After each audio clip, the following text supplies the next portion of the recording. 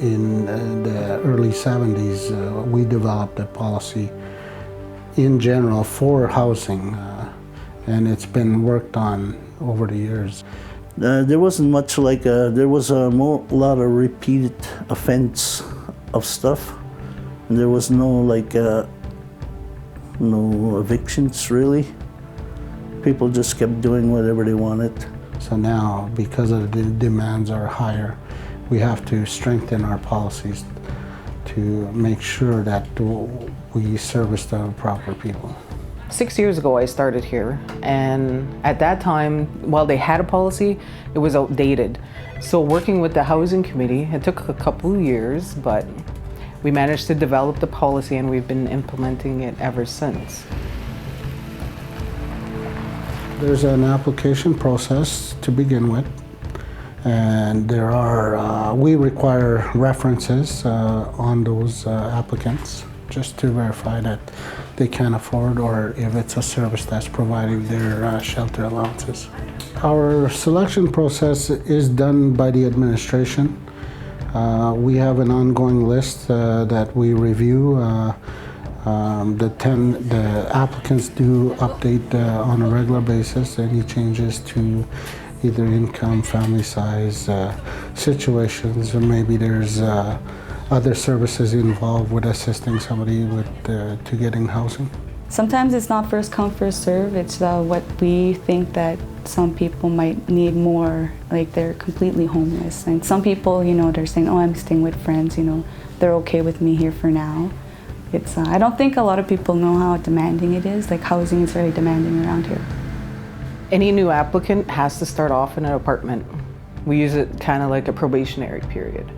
So they're in there for at least 1 year before they qualify for a transfer. And after 1 year, if their rent is up to date and there's been no complaints about them, then they could be transferred to a single unit. We have over 400 units in our capacity, and it does take a lot of maintenance costs for those. So what we really need to do is try keep them cost efficient as possible. One of the things we're working on right now is purchasing some property management software so that we can better manage the maintenance of the units. Some of the tenants are young and they don't really know how to look after the places, so we kind of have to go in there, fix things, and we let them know what they got to do, like to prevent things from happening. We sit down with the tenants at the beginning. We explain what the rental agreement is about, what their roles are as a tenant, what our role is as a landlord, and what is tolerated by the community. We're over 90% of collecting rent, which I'm told is really good for a First Nation community. I think the reason why we have such a successful repayment rate is we have a property management officer who's heavily involved in collecting rents. She keeps on top of the clients. When they go into arrears, she sends them arrears notices right away. She doesn't allow people to build up too much arrears. So she's always trying to get them to pay extra, and she'll find ways to do it. We trained our own people here, so everything here is made right on reserve. Kitchen cupboards are made right on site. They have their own electricians, they have their own plumbers, the excavations, everything is local.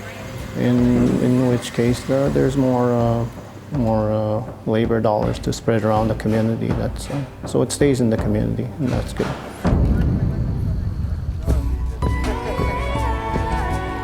My desire would be that there would be more available opportunities for people to have not just rental units, but they can have their own home. As Miranda says, everybody wants to own their own home. It's a dream.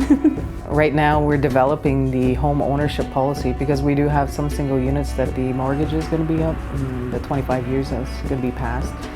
And we have tenants that have been in the unit for a long time and they want to know. And I think that if they knew that in 20 years they're going to own that house, they're going to take better care of that house. They're going to, more ownership for that house. I love this place. As you could tell, I did a lot of painting and fixing it up when I moved in because I knew I wasn't going to go anywhere else.